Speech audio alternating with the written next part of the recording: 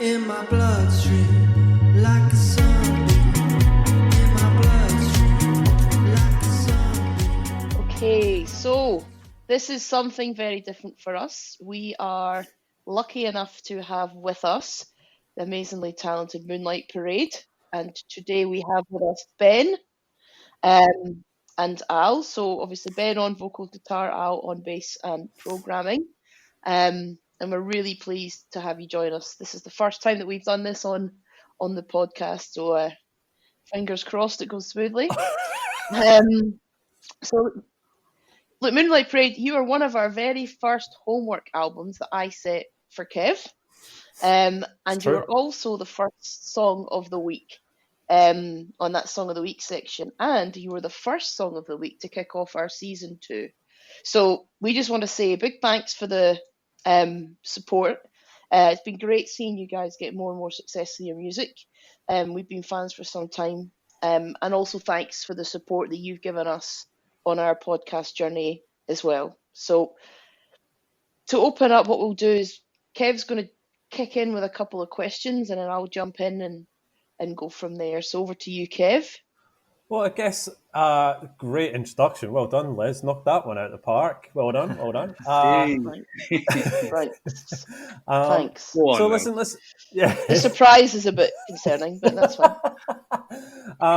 So listen, we're obviously doing this in a very unique situation. First of all, we're in different countries, and then we're under a very difficult situation with regards to COVID. How are you guys doing at the moment? How's everything in the UK? It's first thing in the morning for you guys, and it's last thing at night for us. Ben, how's things over there? Yeah, it has been definitely a big change for everybody here. Last night we got some news on what's going to happen next, and it's not very clear for everybody. The schools are going to be gradually going back in about a month's time, and then other things a month after that. But there's not a specific list for everybody, so everyone's just a bit confused. We know it's going to be gradual, but we just need a bit more information. And what's weather like in the UK? We're going into winter. I was just telling Les it's been 4 degrees today. What's it like with you guys? We've been pretty lucky, actually. It's not been too bad. There's been a lot of barbecuing, actually. Just smells of sausages everywhere. You go for your cycle and I'm just smelling sausages everywhere. So it's been, you guys, like Les sort of said, it's been for us. Just you kicked off an entire segment for us that really is one of our favorite parts of the show, getting to come across new bands and new tracks. And so Les said, we're really grateful to you guys for sort of helping us and taking the time out. You guys at the moment just seem to be pumping out music. You've got 2 albums underneath your belt now. You've just released the new EP, Paint the Sun. If we can step back a little bit, and we'll come back to Paint the Sun, because obviously we want to talk about that. Do you want to give us a story about how you guys came about as a band? We sort of looked at your bio, and there was a bit of you guys reunited after some time. What's the story behind that? Yeah, well, a lot of us, we hadn't been making music for a long time because we'd settled down and had families. And I met Steve at, it was his son's birthday party. We were invited because my daughter's a similar age. And I said to him, do you fancy having a jam sometime? Because, my bass is sat there gathering dust. And I was probably going to sell it, to be honest with you. But luckily Steve said, yeah, he liked that. And quite quickly, he'd come around maybe once every couple of weeks. And these songs just started to appear. And, we needed a vocalist if we were going to do anything with them. And so we started thinking about who we knew from the past, who might be up for it. And Ben's name came up, and I said, oh, well, I know Ben hasn't made any music publicly in about 10 or 15 years at the time, I think, Ben. So yeah, probably. So I sent him a message, and I was really pleasantly surprised when he came back and said, yeah, I'd be up for this. And that's kind of what started it all going. That's awesome. So when obviously, so you got together, started probably jamming, thinking about putting some music together. Yeah. As the three of you, what were some of your influences? Like, what bands were you thinking about or talking about when you were thinking about making your music? Well, because we've all known each other for a long time, I think we all knew we were on the same page in certain respects with the kind of music we liked.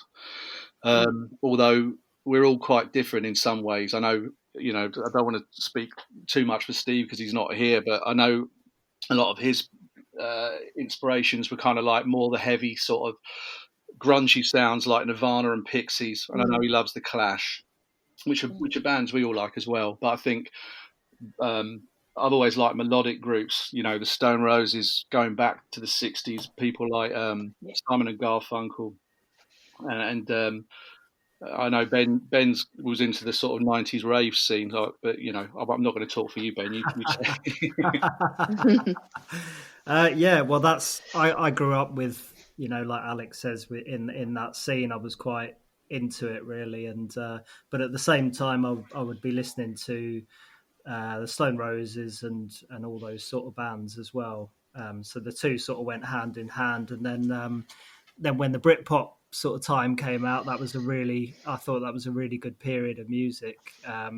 It was perfect for my age at the time, and that's sort of what got me into playing the guitar, really, that period. Awesome. So you mentioned the Stone Roses, both of you there. I don't know if either of you want to ask Kev what his thoughts are on the Stone Roses. Oh What's no, going because that would make Overrated is my my thought. Oh! I'll get him a call. Yeah. There's somebody at the door, Kev. Yeah. Sorry. Les puts me on the spot. Sorry, I'll shut up from now on. That's the thing about music, isn't it? It's subjective, Yeah. But yeah, I mean, they were a big influence on so many people. Yeah, maybe they're a love or hate band, I suppose. But those who love them really, really love them. They do. It is true. I'm one of those. Les them. Les is absolutely one. Them. I want to hear more about this '90s rave scene that you were into. Tell me about that. He doesn't remember it.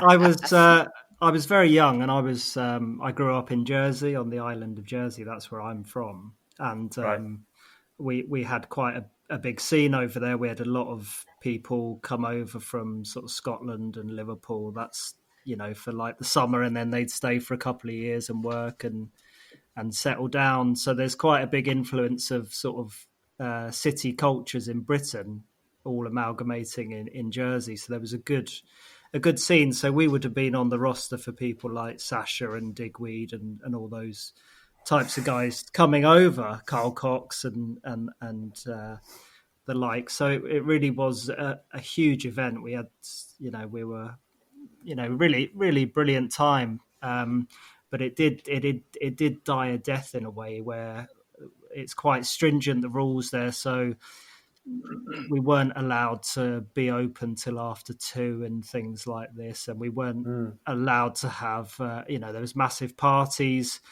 out on the coast, and the police would come, and it was all very, they didn't like what was going on, basically. And so then it moved into nightclubs and that sort of, it didn't have the same effect then. And really, for me, it lasted a couple of years, and then I wanted to move on to the next thing. I thought that was great, but it just went on, but not in the same fashion as before, if you see what I mean. Yeah. And when was the last time you were in a nightclub? Last week with Peter Stringfellow.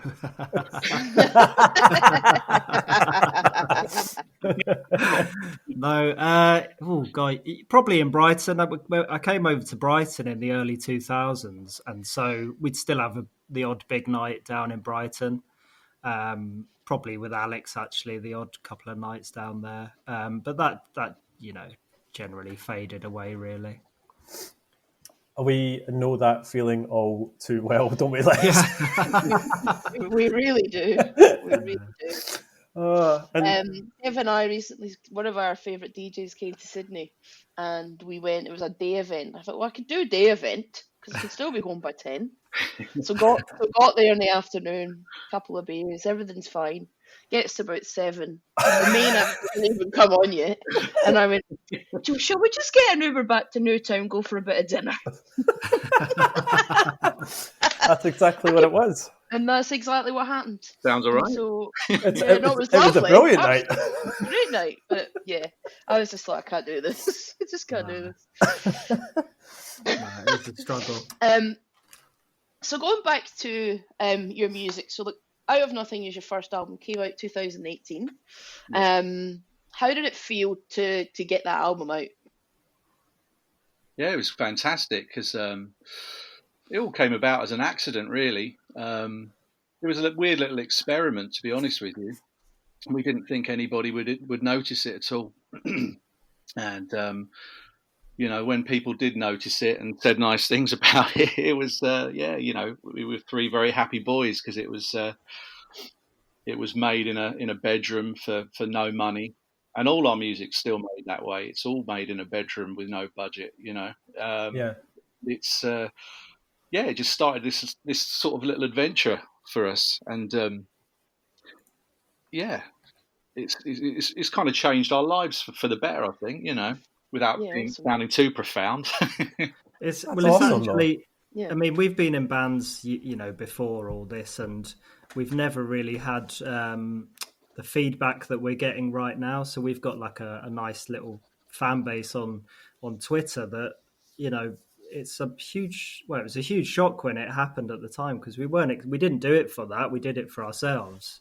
And now we're getting that response. It's spurring us on and on and on, and we just want to keep making better music and reaching out further if we can. And with the first album, you did that kickstart around the album where I guess listeners got a printed vinyl with their name on, which I got one. Very pleased with that, which was awesome. How was that process, and did that help you get more of the album out? I mean, again, it was a bit of a learning curve, and not done it before. Trying to get an album out onto vinyl. Again, we didn't pay anyone to sort of like master it. I did that because we just haven't got the money for it. So it was everything's kind of done, do it yourself. So it was mildly stressful because I didn't really know what I was doing, to be honest with you. And well, it doesn't show, so well done. Yeah. But, I'm glad we did it. I always wanted to own a bit of vinyl, because I've always been a vinyl collector myself, and just that format, there's something quite romantic about it. And so having that in your hands is lovely, and just made up that enough people wanted to own it and kind of got involved. It's brilliant. So we want to play something from Out of Nothing. So I'm hijacking this. So my favourite track from the album is Why Don't You Talk? So before we play it, can you just tell us a bit more about that song? What does it mean? What's the meaning behind it? Who wrote it? Well, the music sort of came fully formed really from Steve and Alex, and then I've added the melodies and the lyrics on top. Going back to what we were talking about with that rave scene, it's almost like a story based in that period. Lyric wise, I haven't got the lyrics here with me, but it is that sort of it's sort of the dark side of that culture, if you like. I don't know if you read that into it, but if there's a character in that called Gina, and she pops up again on the second album, on the last song, Caught in a Wave. So these are actually different names for people I know, basically. So it's there is truth in there. I've got the lyrics out here now. Yeah. And do these people know? Well, the song "Hang Glider" that we've just written. Yes. That's sort of based on a family friend who does hang glide. So he is, his ears pricked up when he heard that. that song. So it's not directly about Not him, but talking it's to you anymore, is he? no. it's they're sort of inspired by them. You know, there's truth in some of the lines, and then other lines it might veer off a bit. But that one about why don't you talk about the old days anymore? Is that sure how we used to spend our Saturdays waiting for the scores to come in? That's Yes. you know, we did do that. That's what we used to do. You'd sit around and you'd have a few drinks and wait for the scores to come in and get ready to go out. So that's a picture of my life in that sort of time, I suppose.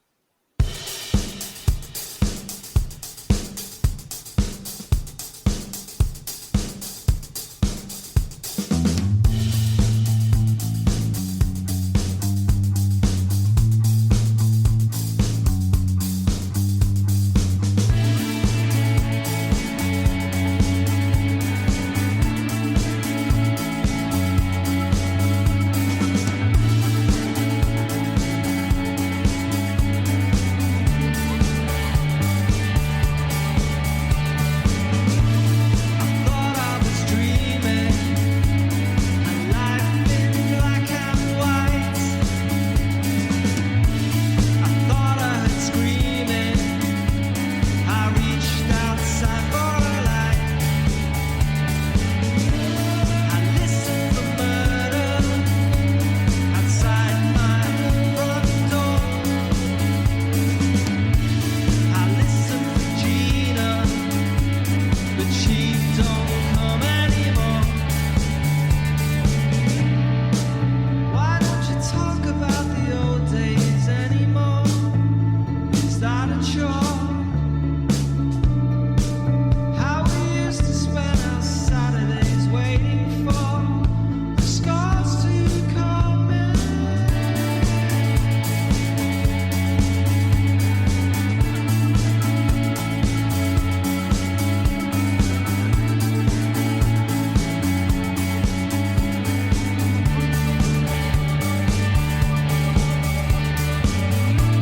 Do you remember Matt Stevie? He polished off at you. Do you remember his sister? She lived next door by two. Did you hear about Simon? They found him all alone. I thought I was dreaming when I picked up the phone. Why don't you talk about the old days anymore? Is that a chore? How we used to spend our Saturdays waiting for the scars to come in. Why don't you talk about the old days anymore? Is that a chore? How we used to spend our Saturdays waiting for the scars to come in.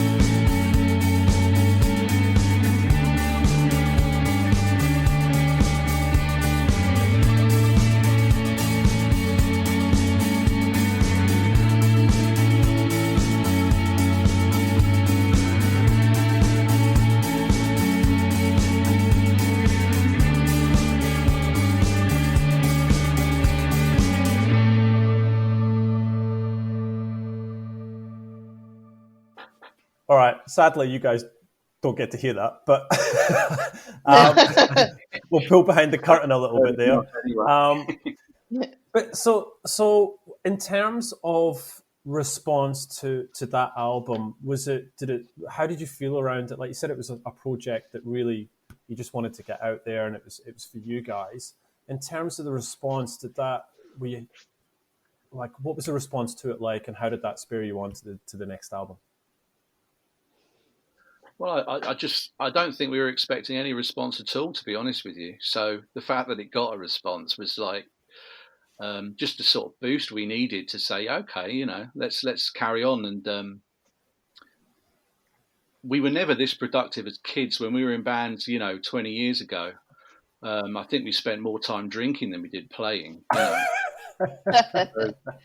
I mean, you're full of ambition and everything when you're young, which is true. But you're not. I don't think you're as focused as you are maybe when you're a little older, and your time's more precious. When you've got a family, the time you do have to sort of make music or do whatever it is, you kind of focus pretty strongly on it, and you get things done. So we just we've been making music at a pretty prolific rate because we weren't making music for such a long time, and I think it's just the floodgates are open now, and funnily enough, we've only released half the stuff we've actually recorded. I would say wow.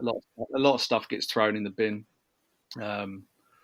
So we're busy boys, really. I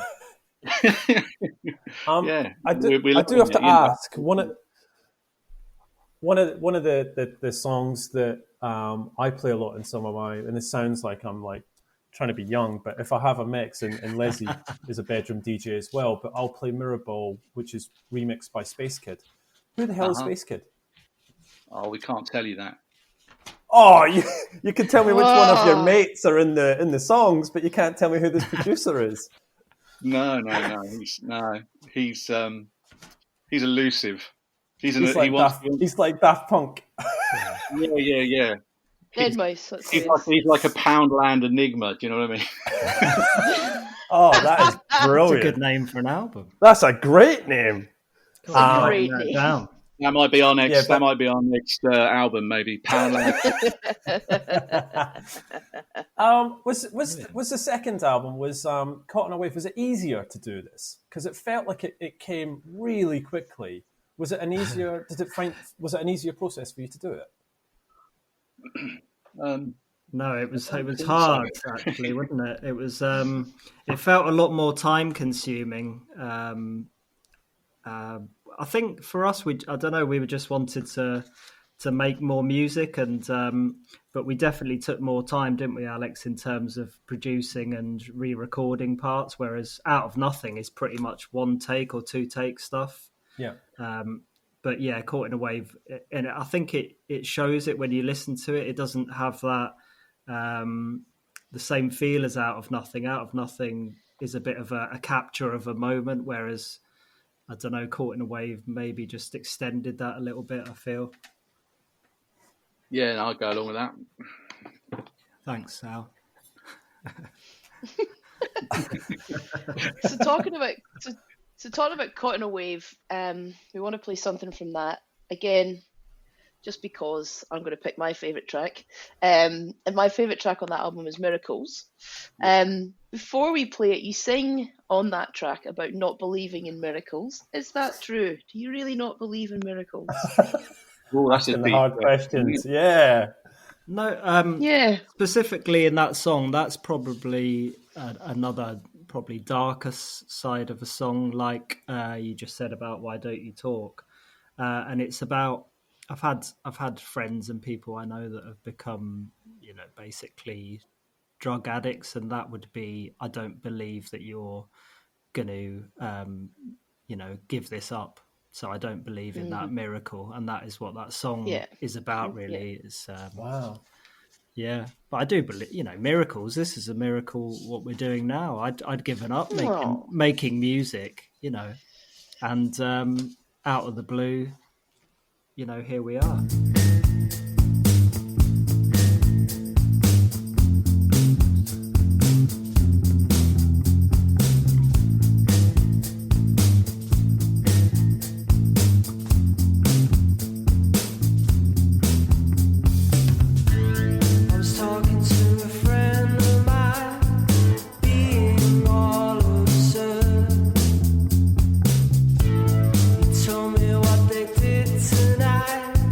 Die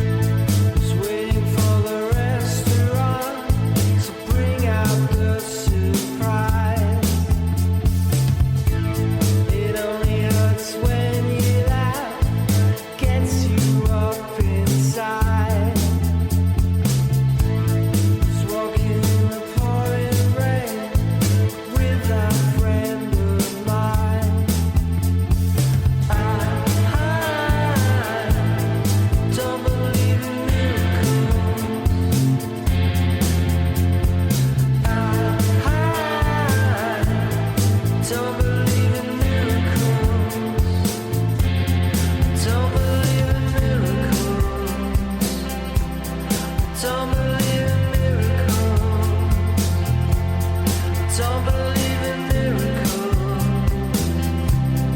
Don't believe in miracles. Don't believe in miracles.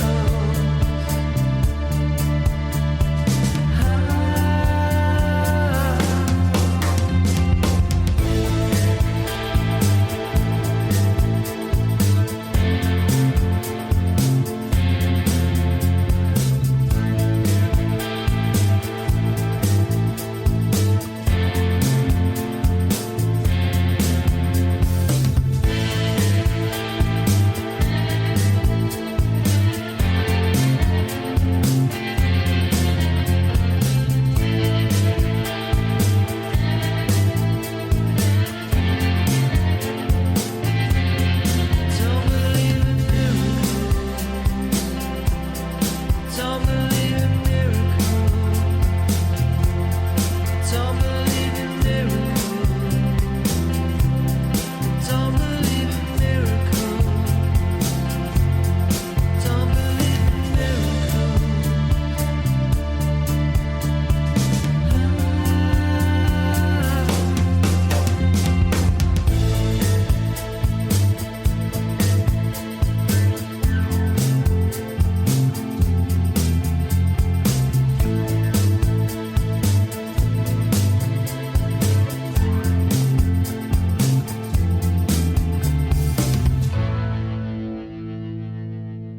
So let's talk about the new EP.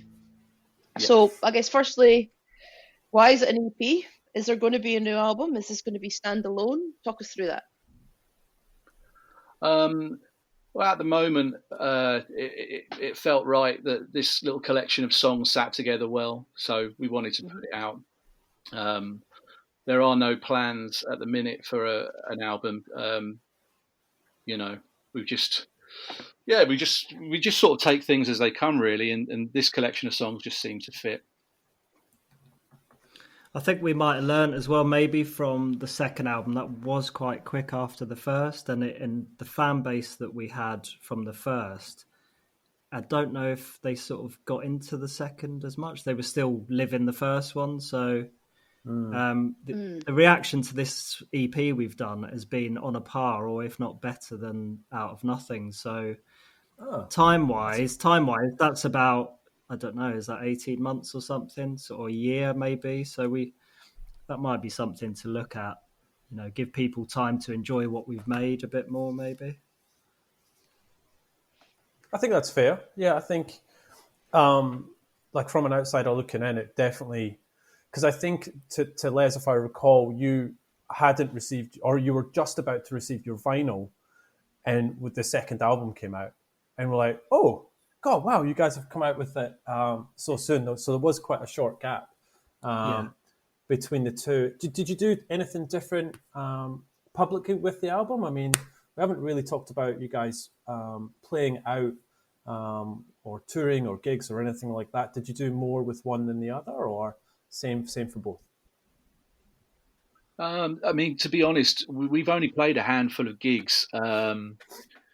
You know, I don't think we're ever going to be a band that plays live loads. We kind of pick and choose them, you know, because we've got families and all the rest of it, and then you factor in the writing, the recording, and holding down jobs and all the rest of it. It's I think the thing that we really thrive off the most is actually creating new music. And we've played, I think we've probably played about 4 or 5 gigs, and we did have some others lined up actually, and then, you know, COVID happened, and so that's put all that on the back burner. But yeah, I mean, in terms of like you know, planning releases and all the rest of it, I'm sure if we were signed to a label, there'd be somebody telling us, you know, you got to do this, you got to do that. But we just kind of do what we want when we want, really, and we don't worry, you know, and we just see what happens, sit back and see what happens, really.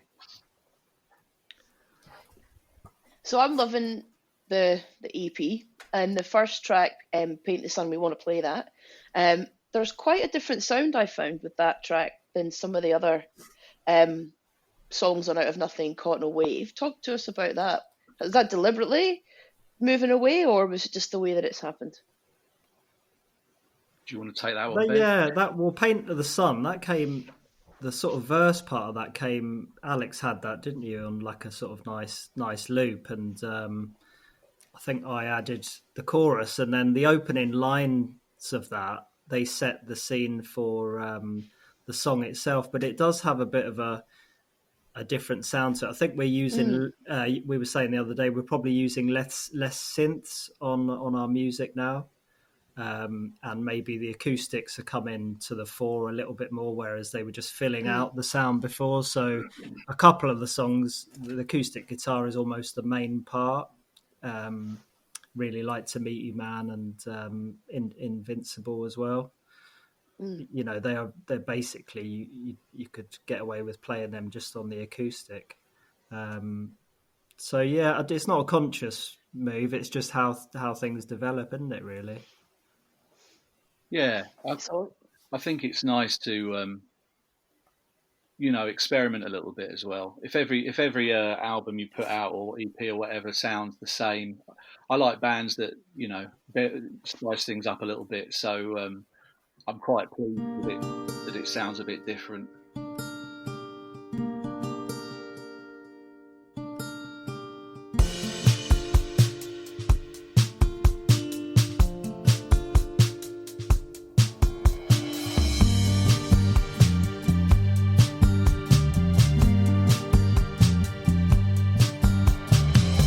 She was bathing in the morning sun. Her eyes were blue like the sea of Saint-Tropez. Her beauty was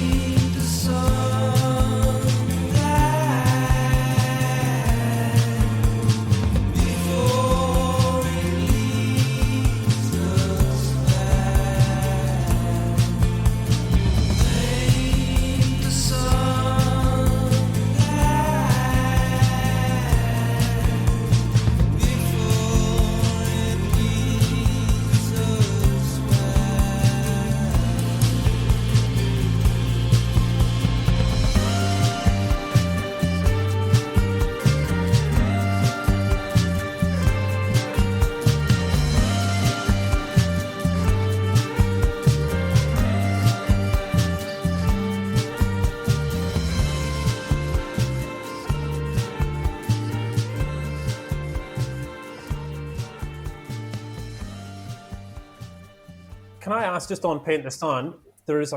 Sorry, I'm going to jump in with the. Is it French? The lady speaks it towards the end of the song. What is Yeah, that? that is a lady I know from the school playground when I dropped my daughter off to school. I knew she was French, and I said to her, "Would you mind like reading some spoken word stuff on this track?" And she after, to be honest, she wasn't particularly into the idea, but I sort of harangued her a little bit, and eventually she gave in. But it was just something that we thought, that could work, because it kind of follows the story. It's almost the character in the story is saying something. And she's not just waffling any old thing as well. It's there.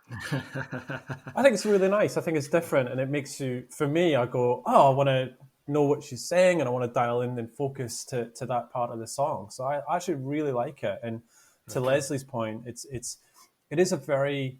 It's not too different in terms of a sound. But you can feel that there's a bit of a change there, and it's really enjoyable. So well done, guys. Love the track. Thanks. Cheers. It's meant to be maybe a bit more cinematic, maybe a bit more. Okay. I don't know. The lyrics we're trying to really, take you into the story. So we worked a whole day on those, didn't we, Alex? Like I went down to Alex's, and we really did sweat over that song in terms of trying to do it properly, and Sweat might be a bit strong. Well, when you took that pizza out the oven, you were sweating. I was just about to say, was this over? Me and Les are not musicians, so what does songwriting process look like? I mean, is this a serious thing? Is it a couple of beers and you're throwing things around? What does it look like for you guys? Quite a lot of tea and pizza, isn't it, Ben? Yeah, we always have a pizza at lunch. Well, my dog ate a whole one once.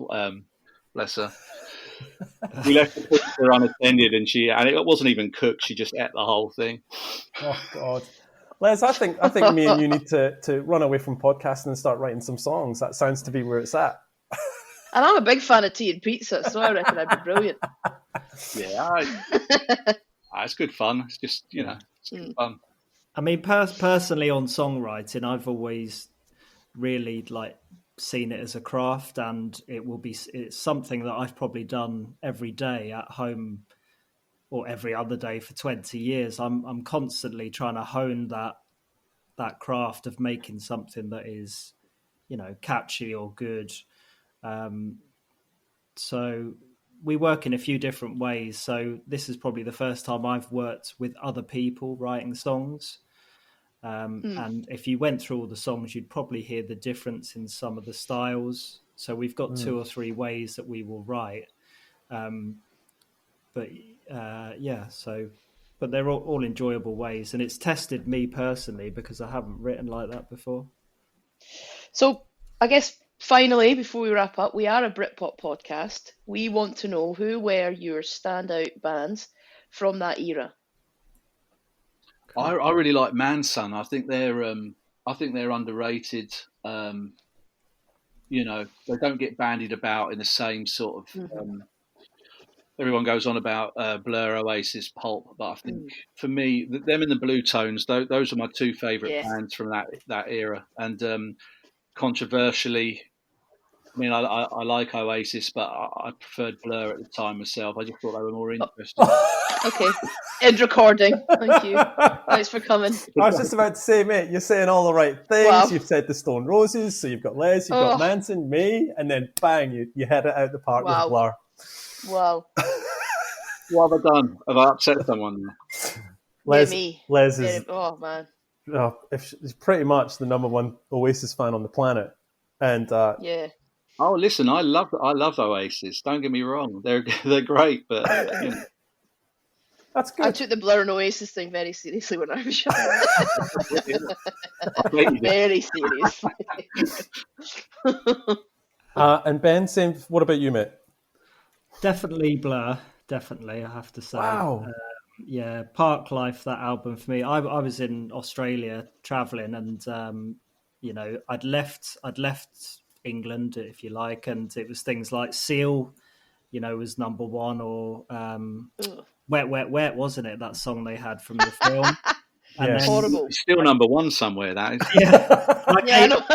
I came back to England, and it was amazing. Blur were there, Oasis were there, and it was a huge change. But Blur definitely for me. I thought Park Life it's a brilliant album. So I was looking at my calendar. It was just on my calendar. Kevin and I should have been seeing the Blue Tones last Saturday. Oh, No, I know. way to rub that. And then it was because It just popped up. it was- I got the it comes up, the reminder. yeah. 15 minutes till you see the Blue Tones. Well, it's not, is it? So that's a lie. Microsoft Outlook. January next year we get to see them, and we had Supergrass the same week, and they've cancelled and not rescheduled. So not a good time for us, unfortunately. But No. which I guess what's the and sort of wrapping up now, guys. What's the first thing you want to do when you heard Boris's plans sort of last night? When this is all done, is the one thing you want to tick off the list and get out and do? I think play a gig of some sort would be nice. The only thing is we need to get rehearsing again. It'll be interesting to see what happens with the whole live music thing and just even rehearsing. But yeah, that would be it. Just to get out and start making a live sound would be good. Yeah, excellent. Ben, anything for you? Yeah, definitely the live thing. It's something that we had quite a few big plans for this year, I think. So depending on when that comes back, that would be the place where we practice in Worthing has actually developed a really good live venue that's having some good acts down. So it's really bad timing for them. So hopefully when we go back, that could be somewhere that we get to play at. But yeah, just to step it up a bit, I think, in all those types of things. Lovely. Awesome. Well, thanks, guys. Yeah, thank you so much for your time. Congratulations on your success, and thanks for being a part of the podcast, helping us along with getting to play your songs and share them with our listeners. And look, really good luck with the EP. It's fantastic. If anyone hasn't had the chance to listen to it, it's Paint the Sun. You can listen to it right now. We'd like to leave with one more song. Les, which song do you want to play? I'd love to play I'd Really Like to Meet You, Man. Awesome. What's the story behind this one then? Cool. Yeah, it's probably looking back a bit as well, where you're sort of hanging around with your friends and there's certain people a bit older than you that you're not really accepted into those circles at that time, and you're wondering what's happening. And I think it's me imagining if that was to happen again, when it says you know the secret's behind the door, you've seen it all before. So it's if that happens to me again in my life with music, then I've seen it all before, if you see what I mean. So it's quite a few double meanings in there, but it's yeah. God, I'm learning lots on this. There you go. Well, glad to be a help there. God, Who is this guy? it's like therapy. Awesome. Well, thanks, guys, again for joining us, and we'll take it out now with I'd Really Like to Meet You, Man. Thank you. Cheers. Thanks a lot. Cheers, guys. Thank you. Cheers. Thank you. Really like to meet you, man. Yeah, the other ones try to meet you, man. I'd really like to meet you, man. Yeah, the other ones try to meet you, man.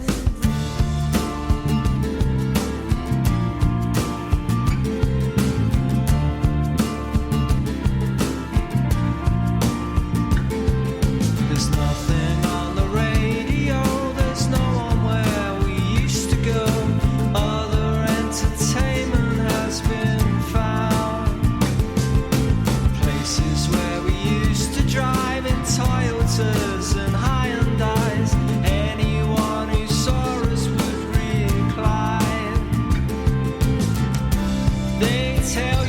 what you wanna hear, but you can't see because you're full of fear. Yeah, the secret's there, they're hiding behind the door. You've seen it all before. I'd really like to meet you, man. Yeah, the other ones try to reach you, man. I'd really like to meet you, man. Yeah, the other ones try to reach you, man.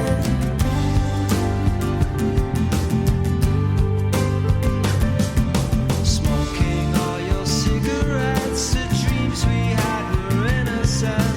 Patterns of behavior had been formed. Peeking at the morning sun, you wait until the day's begun. You can't keep a secret anymore. They tell you what you wanna hear, but you can't see because you're full of fear. When you finally find the secrets behind the door, you've seen it all before.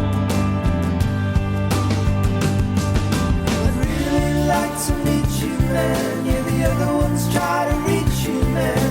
I'd really like to meet you, man. Yeah, the other ones try to reach you, man. I'd really like to meet you, man. Yeah, the other ones try to reach you, man. I'd really like to meet you, man. Yeah, the other ones try to reach you, man.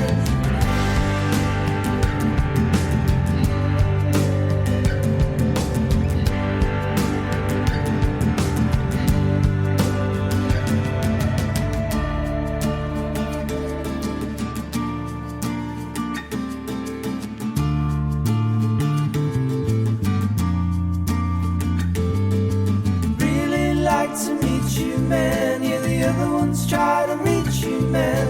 I'd really like to meet you, man. Yeah, the other ones try